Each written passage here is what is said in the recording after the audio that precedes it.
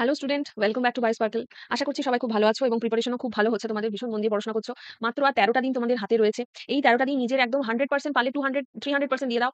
কারণ এই কটা দিন কিন্তু মানে ভীষণ ভাইটাল। এই কটা দিন তুমি যা পড়বে জানবে ঠিক মনে থাকবে পরীক্ষার সময়। একটা শুধু কোথাও একটা জিনিস যদি একবার রিডিংও পড়ে নাও, সেটাও দেখবে তোমার ঠিক পরে মনে আছে। পরীক্ষার সময় যদি ওই প্রশ্নটা আসে দেখবে মনে থাকবে। সুতরাং এই টাইমটা কিন্তু ভীষণ ভাইটাল। আর আ এখন যদি না পড়ো এবং পরে গিয়ে যদি দেখো যে আমার হলো না বা আমার একটা ভালো র‍্যাংক এলো না, তখন কিন্তু আফসোস করা ছাড়া আর কিছু তোমার করার থাকবে না। সুতরাং তোমার কাছে এখন আর দুসরা কোনো অপশন নেই। পড়ো চুপচাপ। তো দেখো, আমরা তো বিভিন্ন সাবজেক্টের ভিডিও নিয়ে আসছি তোমাদের জন্য। জানি না কতটা হেল্প করতে পারছি। চেষ্টা করছি তোমাদের পুরোপুরিভাবে একটা হেল্প করার। আজকে জেনারেল নলেজের প্র্যাকটিস সেট 2 নিয়ে এসেছি। তো এবছরের তো চলছেই, মানে আমরা তো এটা ধরো 2024 এর প্রিপারেশন করাচ্ছি। কিন্তু 2023 এরও আমাদের প্রচুর ভিডিও আপলোড করা আছে এবং সেগুলো সমান গুরুত্বপূর্ণ। তোমরা যদি একটু প্রিভিয়াস ইয়ারটা দেখো এবং আমার ভিডিওগুলো ফলো করো, দেখবে সেখান থেকে প্রচুর প্রশ্ন, মানে প্রতিটা ভিডিও থেকে একটা দুটো প্রশ্ন কমন থাকবেই। তো সেজন্য বলছি, ভিডিওগুলো খুব মন দিয়ে দেখো। এখন আর লেখার টাইম নেই, একবার কানে শুনিয়ে যেন মুখস্থ হয়ে যায়, এতটা মন দিয়ে দেখো।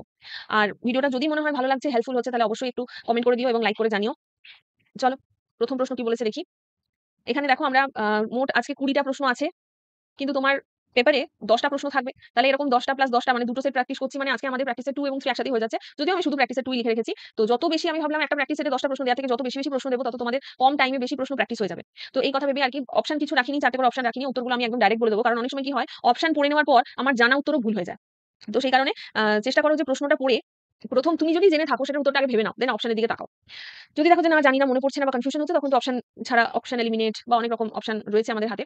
তো প্রথম প্রশ্ন বলেছে, দেখো ভারতের ক্ষুদ্রতম জাতীয় সড়ক কোনটি? ক্ষুদ্রতম জাতীয় সড়ক ন্যাশনাল হাইওয়ে 47A। কিন্তু আমাকে যদি বলে যে ক্ষুদ্রতম না, আমি বৃহত্তম চাইছি, তাহলে বৃহত্তম হবে ন্যাশনাল হাইওয়ে 44। ঠিক আছে? বৃহত্তম বললে হবে ন্যাশনাল হাইওয়ে 44, ক্ষুদ্রতম হবে ন্যাশনাল হাইওয়ে 47A। নেক্সট প্রশ্ন বলেছে, আয়ুর্বেদ যা জীবনের বিজ্ঞান সেটা প্রথম কোথা থেকে জানা যায়?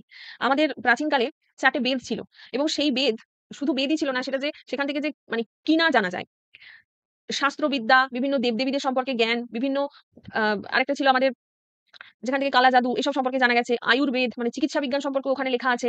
মানে বেদ হচ্ছে একদম নলেজে পরিপূর্ণ। বেদ কথাটার মানেই তো জ্ঞান। যাই হোক, তো আয়ুর্বেদ সম্পর্কে কোনটা থেকে জানা যায়? মানে ওই যে 4টে বেদ তার মধ্যে থেকে যে অথর্ববেদ সেটা থেকে আমরা আয়ুর্বেদ সম্পর্কে জানতে পারি। পরের প্রশ্ন বলেছে, পশ্চিমবঙ্গের উষ্ণতম স্থান কোন জেলাতে অবস্থিত? তো জেলাটা তো আমি বলে দেবো, তার আগে জেলার পুরো জায়গাটাই উষ্ণতম নয়, তার একটা পার্টিকুলার অংশ সেইখানে টেম্পারেচারটা ভীষণ বেড়ে যায়। সেই জায়গাটার নাম হচ্ছে তেরাং। তাই প্রশ্নটা তোমার জেলা না বলে শুধু জায়গাটার নামও জিজ্ঞেস করতে পারে। তেরাং এটা অবস্থিত কোথায়? পুরুলিয়াতে। এবং মজার ব্যাপার হচ্ছে, যদি আমাকে প্রশ্নটা এটা বলে পশ্চিমবঙ্গের শীতলতম জায়গা, সেটাও কিন্তু হবে পুরুলিয়া। খুব ঠান্ডা পড়ে। শীতলতম যদি বলে, সেটাও আমি করব পুরুলিয়া। প্রচন্ড টেম্পারেচার নেমে যায় সেখানে। ঠিক আছে? মানে আমি দক্ষিণবঙ্গের মধ্যে বলছি, উত্তরবঙ্গের মধ্যে বলছি না। উত্তরবঙ্গে সত্যিই অনেক ঠান্ডা পড়ে, 2 ডিগ্রি 3 ডিগ্রি নেমে যায়। সেটা বলছি না আমি, আমাদের এই মানে সাউথের দিকে বলছি। সবথেকে ঠান্ডা কিন্তু হয় পুরুলিয়াতে। পরের প্রশ্ন বলেছে, লক্ষ্মীর ভান্ডার প্রকল্পটি কত সালে চালু হয়েছিল? দেখো, একটু মনে রাখবে যে পশ্চিমবঙ্গ রিলেটেড কিন্তু প্রশ্ন অবশ্যই তোমাদের মানে আসতে পারে। ঠিক আছে? কারণ তোমার দেখো পরীক্ষাটা কন্ডাক্ট হচ্ছে, এখানেই হচ্ছে কন্ডাক্ট সবকিছু। তো পশ্চিমবঙ্গ রিলেটেড প্রশ্ন কিন্তু না আসার কিছু নেই। এবং আমরা বিভিন্ন পরীক্ষাতে দেখেছি, যেটা আমাদের স্টেটের পরীক্ষা হয় সেগুলোতে কিন্তু ওই রিলেটেড জিকে থাকে। তো সেটা পড়তে গেলেই আমার ওর মধ্যে যা প্রকল্পগুলো চলছে সেগুলোও চলে আসবে এবং রিসেন্ট যে প্রকল্পগুলো সবথেকে বেশি চর্চিত বা আলোচনায় আছে সেগুলো আমাকে জেনে রাখতে হবে। তো সেরকমই একটা প্রকল্প লক্ষ্মীর ভান্ডার, সেটা আমাকে বলেছে কত সালে চালু হয়েছিল। এটার উত্তর হয়ে যাবে 2021 সালে চালু হয়েছিল। এবং এখানে কি করা হতো? মহিলাদেরকে, বিশেষত এটা মহিলাদের জন্য একটা প্রকল্প, যেখানে জেনারেল যারা মহিলা তাদেরকে 500 টাকা করে, এবং যারা তফসিল জাতিভুক্ত তাদেরকে বোধহয় 1000 টাকা করে দেওয়া হতো। মানে হতো না, এখনো হয়। কোন বন্দরের বর্তমান নাম দীনদয়াল বন্দর? বিভিন্ন বন্দরের নাম আজকাল সেই জায়গার নামে না করে, যেমন ধরো আমি যদি বলি মুম্বাই বন্দর, মুম্বাই না বলে একটা কোনো বিশেষ ব্যক্তি বা একজন খুব যে খুব পরিচিত বা একজন খুব ভালো একজন ব্যক্তির নামে নামকরণ করে দেওয়া হচ্ছে। তো দীনদয়াল বন্দর এটা গুজরাটের যে কান্দালা বন্দর আছে, কান্দালা বা কান্ডালা যাই হোক, গুজরাটের সেই বন্দরের কিন্তু বর্তমান নাম হয়ে গেছে দীনদয়াল বন্দর। পরের প্রশ্ন চলে যায়, নূর 3 এই স্যাটেলাইটটা লঞ্চ করেছে কোন দেশ? নূর 3 স্যাটেলাইটটা লঞ্চ করেছে ইরান। ইরান, হ্যাঁ ইরান। এটা হচ্ছে এক ধরনের সামরিক স্যাটেলাইট। পরের প্রশ্ন বলেছে, দেখো কোন দেশের জাতীয় খেলা তীরন্দাজি? তীরন্দাজি কোন দেশের জাতীয় খেলা? বিভিন্ন দেশের আলাদা আলাদা জাতীয় খেলা রয়েছে। তো তীরন্দাজি অর্থাৎ যেখানে তীর ধনুক নিয়ে একটা তোমার নিশানা লাগাতে হয়, সেটাকে আমরা তীরন্দাজি বলছি। এটা হচ্ছে ভুটানের জাতীয় খেলা। সেরকম যদি আমরা ভারতের জাতীয় খেলা বলি, তাহলে কিন্তু ভারতের কোনো জাতীয় খেলা নেই। ভারতের জাতীয় খেলা কেউ কেউ হকিও বলে থাকে, কেউ কেউ কাবাডিও বলে থাকে। কিন্তু মনে রাখবে, ভারতের কোনো জাতীয় খেলা নেই।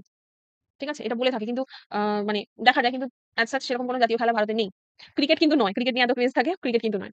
পরের প্রশ্ন বলেছে, দেখো সাবিন অ্যাওয়ার্ড দেওয়া হয় কিসের সংরক্ষণের জন্য? মানে এটা কিসের, মানে বলতে চাইছে কোন গ্রুপের সংরক্ষণ করলে সাবিন অ্যাওয়ার্ড পাওয়া যায়? এটা হবে আমরা যদি উভচরের সংরক্ষণ করি, উভচরের সংরক্ষণে আমরা সাবিন অ্যাওয়ার্ড পেয়ে থাকি।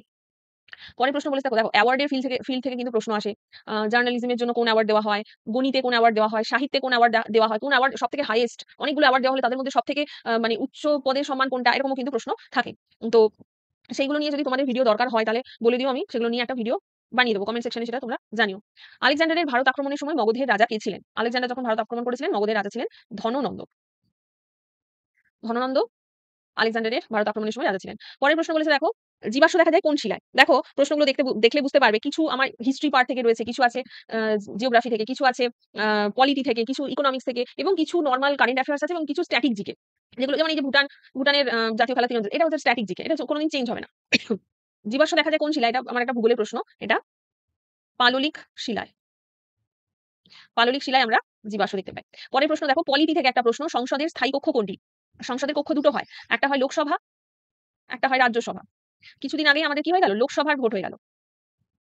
কিছুদিন আগেই আমাদের লোকসভার ভোট হলো। লোকসভাতে প্রার্থী হতে গেলে তার ন্যূনতম এজ হতে হবে 25 ইয়ার্স, আর রাজ্যসভার প্রার্থী হতে গেলে এজ হতে হবে ন্যূনতম 30 বছর। ঠিক আছে? আর লোকসভাটাও 5 বছর, রাজ্যসভাটাও 5 বছর। মানে এখানে প্রশ্নটা ওটাই বলতে হবে, সংসদের স্থায়ী কক্ষ। রাজ্যসভার একটা ব্যাপার আছে যে প্রতি 2 বছর অন্তর প্রতি 2 বছর অন্তর 1/3 করে সদস্য সংখ্যা ওখান থেকে মানে রিটায়ারমেন্টের মতো হয় আরকি, চলে যায় বা বেরিয়ে যায়। তো সেই জন্য কিছু আছে ওখানে ফিক্সড, কিছু আছে বেরিয়ে যাচ্ছে। তাহলে সংসদের স্থায়ী কক্ষ কোনটি বললে এটার উত্তর হয়ে যাবে কিন্তু ওই রাজ্যসভা। ঠিক আছে? আচ্ছা, পরের প্রশ্ন আসি। বলেছে, দেখো ইন্টারন্যাশনাল যোগা ডে কবে পালিত হয়? ইন্টারন্যাশনাল যোগা ডে পালিত হয় 21শে জুন। 21শে জুন মানে কিছুদিন আগে আমরা পালন করলাম ইন্টারন্যাশনাল যোগা ডে। তো যোগা কিন্তু আমাদের শুধু যে শরীরকে ভালো রাখে সেটা নয়, আমাদের কিন্তু মানসিকভাবেও সুস্থ রাখে। পরের প্রশ্ন বলেছে, দেখো সদর দপ্তর থেকে আছে, আমাদের সদর দপ্তর থেকে কিন্তু একটা প্রশ্ন জেনে রাখতে পারো যে হয়তো আসতেই পারে। ডাব্লিউটিও ফুল ফর্ম হচ্ছে world trade organisation. World trade organisation. তো এইটার সদর দপ্তর রয়েছে জেনেভাতে। জেনেভা।